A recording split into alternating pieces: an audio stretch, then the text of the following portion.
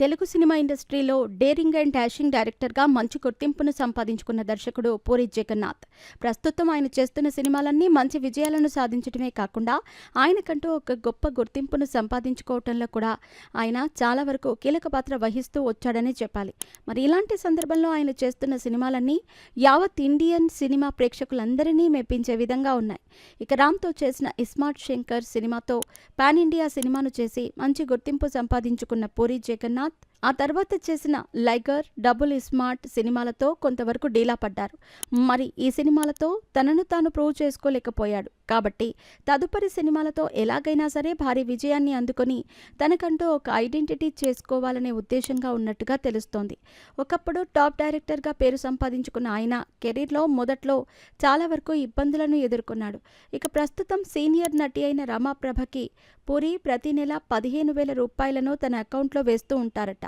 ఈ విషయాన్ని స్వయంగా రమాప్రభ గారు ఒక ఇంటర్వ్యూలో తెలియజేయటం విశేషం. ఆమెకి పూరి జగన్నాథ్కి మధ్య అంత మంచి బాండింగ్ ఏర్పడటానికి గల కారణం ఏంటి అని కొన్ని ప్రశ్నలు ప్రతి ఒక్కరి మైండ్లో మెదులుతూ ఉంటాయి. నిజానికి పూరి జగన్నాథ్ కెరీర్ మొదట్లో ఆయనకి ఆమె చాలా సపోర్ట్గా ఉండేదట. పూరి జగన్నాథ్ సూపర్ స్టార్ కృష్ణతో తన మొదటి సినిమాను స్టార్ట్ చేశాడు.